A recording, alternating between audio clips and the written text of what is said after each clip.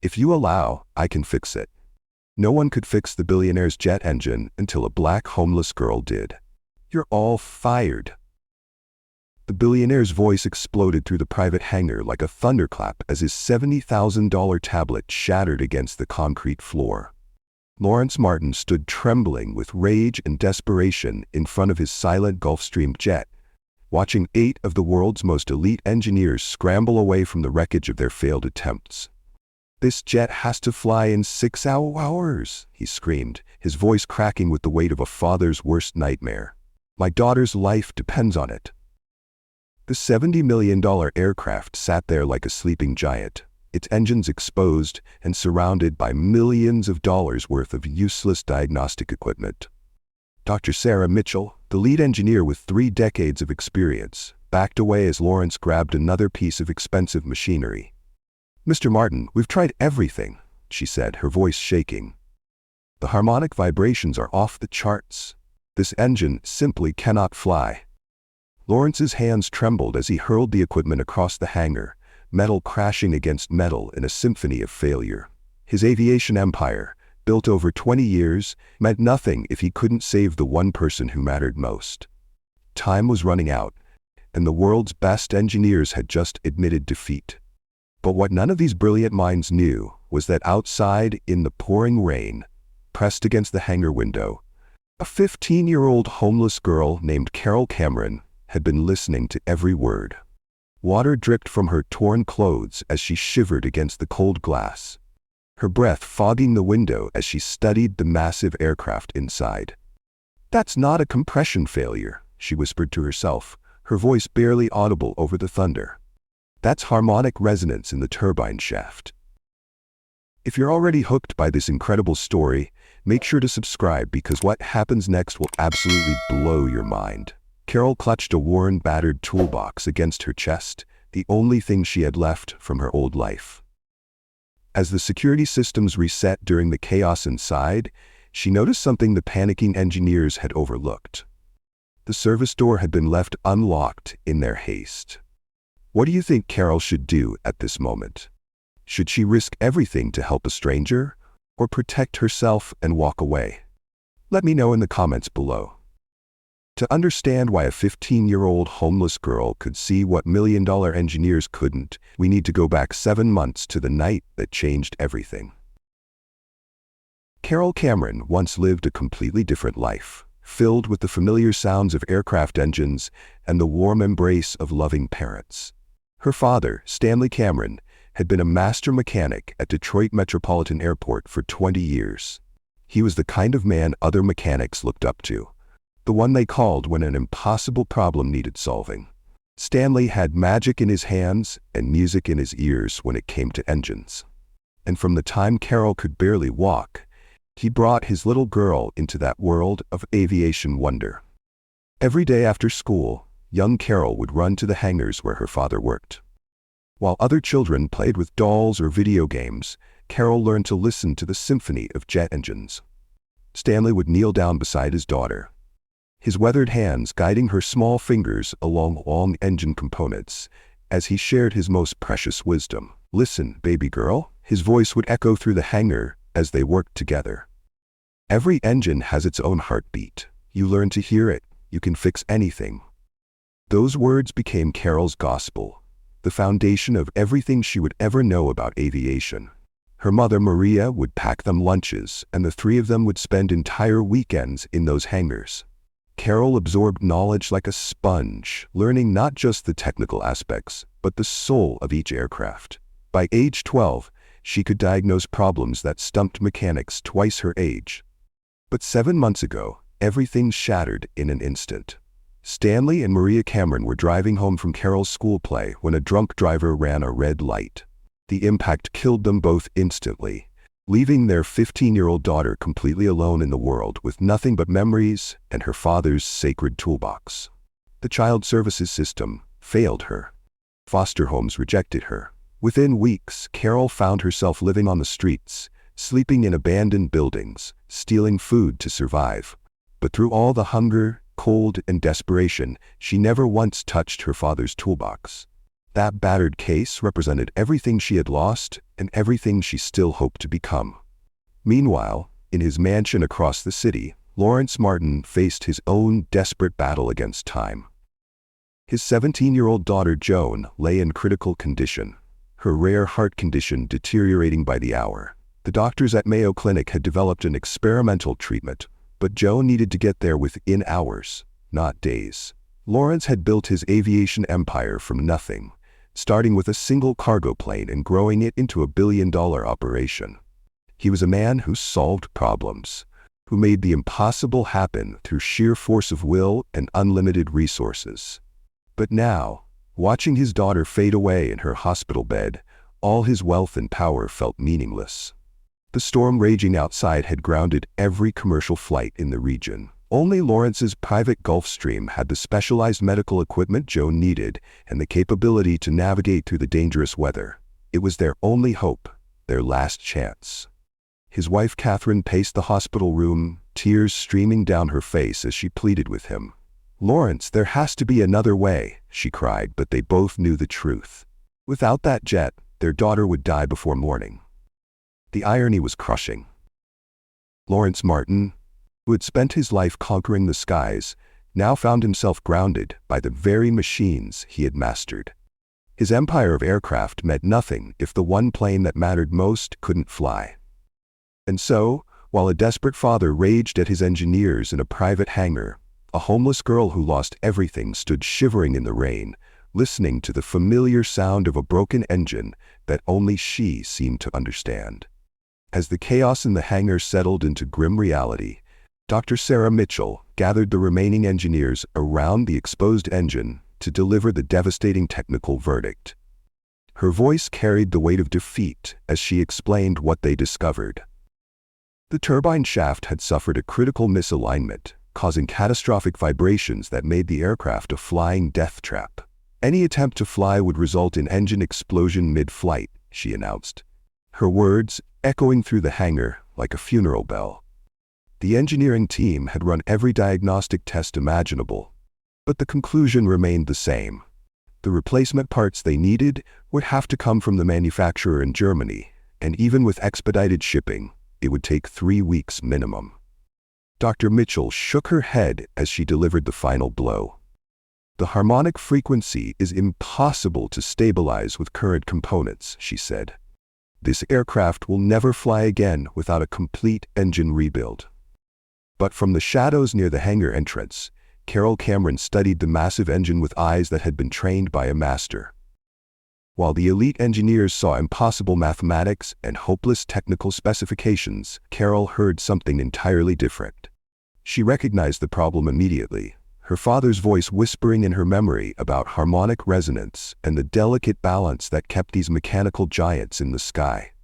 Her heart pounded as she realized she knew exactly what was wrong and how to fix it. This wasn't about expensive replacement parts or complex rebuilds.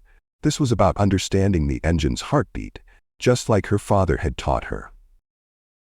But who would listen to a homeless 15-year-old girl? Carol stepped forward from the shadows, determined to help, but security guard Jake spotted her immediately. His voice boomed across the hangar as he grabbed her arm roughly.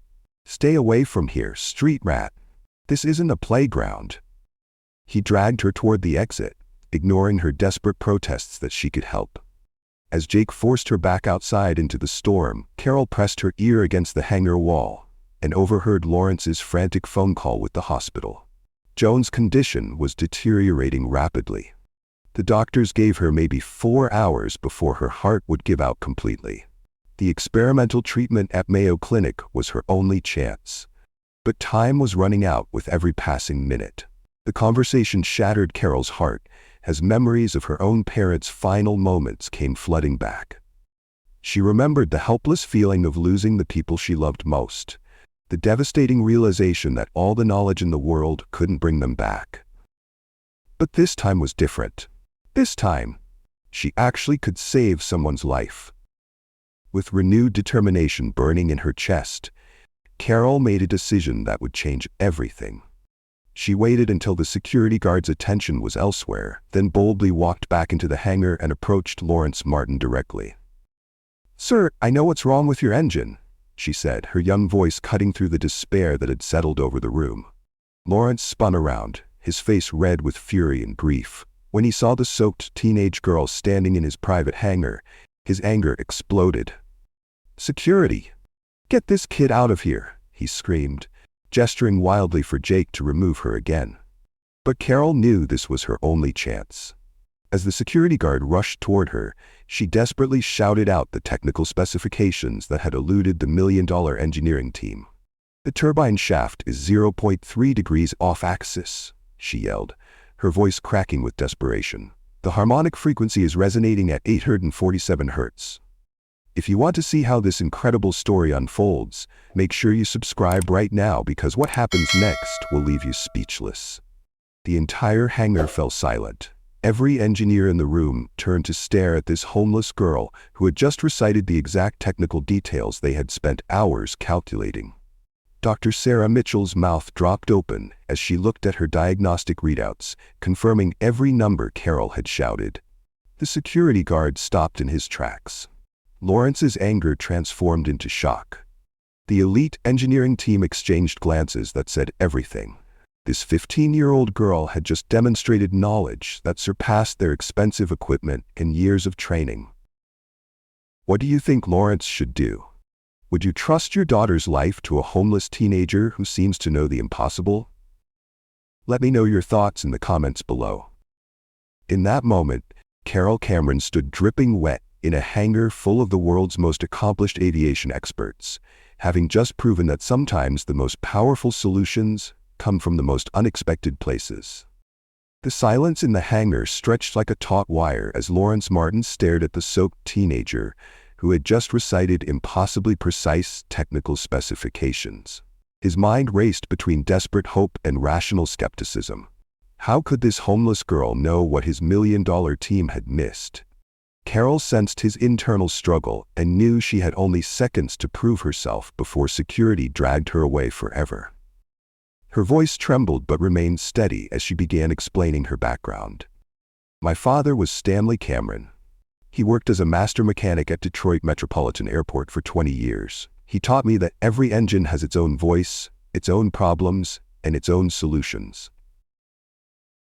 She looked around the hangar and spotted a piece of chalk near the diagnostic equipment. Without asking permission, Carol dropped to her knees on the concrete floor and began sketching the exact internal structure of the Gulfstream's engine from memory. Her small hands moved with practiced precision as she drew cross-sections, measurements, and technical details that would have impressed aerospace engineers. "The problem isn't in your compression chambers or your fuel injection system," she said, her chalk clicking against the concrete as she illustrated each point. "The turbine shaft shifted during your last maintenance cycle. It's creating a resonance frequency that builds until the entire engine destroys itself." Dr. Sarah Mitchell knelt down beside Carol's chalk drawing, her eyes widening with each detail. The girl was describing the exact issue they had been struggling to identify for hours. She looked up at Lawrence with amazement and whispered, "Lawrence, she's describing the exact issue we've been missing. Her calculations are perfect." But just as hope began to flicker in Lawrence's eyes, his family arrived at the hangar. His wife Catherine burst through the entrance, her face streaked with tears from the hospital vigil. When she saw her husband considering the words of a homeless teenager, horror replaced her grief. "You're going to trust our daughter's life to a homeless child?" Catherine screamed, her voice echoing off the hangar walls. "Lawrence, this is madness. Our daughter is dying, and you're listening to some street kid who wandered in from the storm." Lawrence's brother Marcus arrived moments later, having heard about the crisis from hospital staff. When he saw the scene unfolding, his reaction was even more explosive. "This is insanity, Lawrence. Your grief is clouding your judgment," he shouted. "You're going to get Joan killed with this desperate nonsense." Carol listened to their words, each one cutting deeper than the last.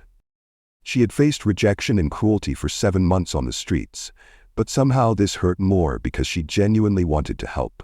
The weight of their doubt crushed her spirit as she realized how the situation must look to them. She slowly stood up from her chalk drawing and began backing toward the hangar entrance. "I understand. she said quietly, her voice barely audible over the storm outside. "I'm sorry for bothering you. I just thought, I'm sorry." But as Carol reached the door, Lawrence's voice stopped her cold. "Wait," he called out, something in his tone making everyone freeze. He walked toward her slowly, studying her face with the intensity of a man making the most important decision of his life. "What would your father do?" The question hit Carol like lightning. She turned back to face him, tears mixing with rainwater on her cheeks. For a moment, she wasn't a homeless teenager anymore. She was Stanley Cameron's daughter, carrying forward his wisdom and his heart. "He always said the best mechanics listen with their hearts, not just their tools," she replied, her voice growing stronger with each word. "He said that machines break when people stop caring about them, and they heal when someone truly understands their pain."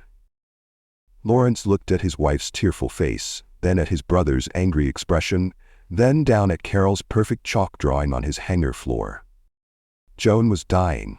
The world's best engineers had failed. He had two choices: watch his daughter fade away, or trust a homeless girl who seemed to understand engines better than anyone he had ever met. "You have 2 hours, Lawrence announced, his voice cutting through the protests that immediately erupted from his family and engineering team. "If you can fix my engine, I'll give you anything you want." The engineers began shouting their objections, warning Lawrence about insurance liability and safety protocols. Dr. Mitchell tried to reason with him about the impossibility of the situation, but Lawrence held up his hand for silence. His decision made. Carol looked up at this powerful man who was willing to bet everything on her knowledge and her father's teachings. Her response was simple and devastating in its honesty. "I just want your daughter to live, sir," she said, picking up her father's worn toolbox from where she had set it down. "Like mine couldn't." In that moment, everyone in the hangar understood that this wasn't about money or recognition or proving herself. This was about a girl who had lost everything, trying to save someone else from experiencing that same devastating loss. With trembling hands, Carol Cameron opened her father's sacred toolbox for the first time since his death. She worked methodically on the massive Gulfstream engine, using the unconventional techniques Stanley had taught her in those Detroit hangars years ago.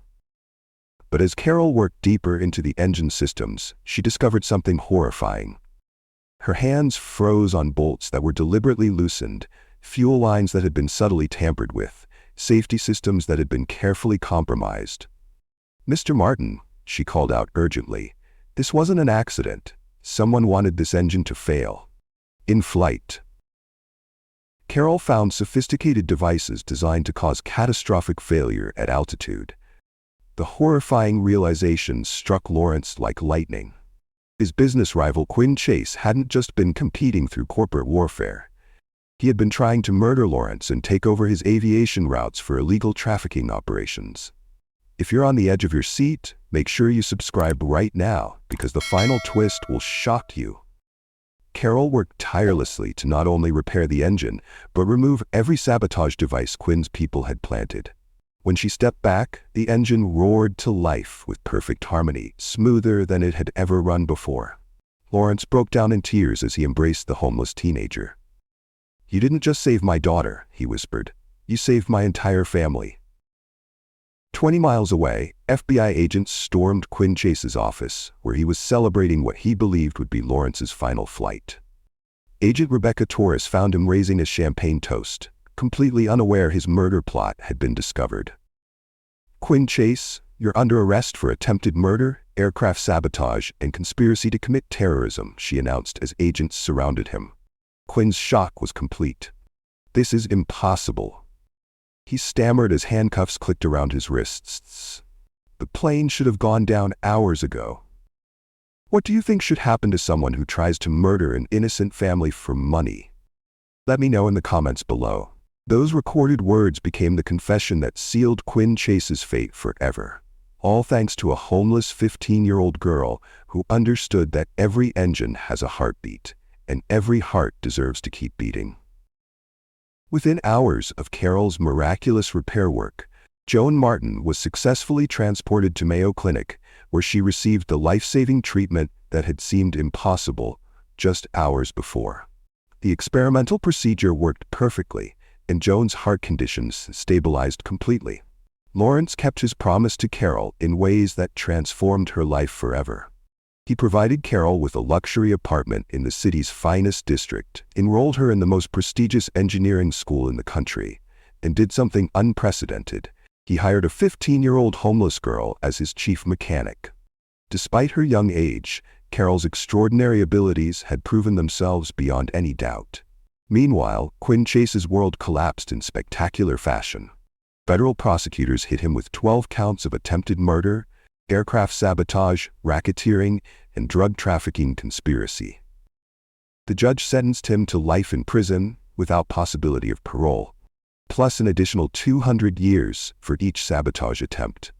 Under the RICO Act, authorities seized his entire $2.3 billion empire, dismantling everything he had built through corruption and violence.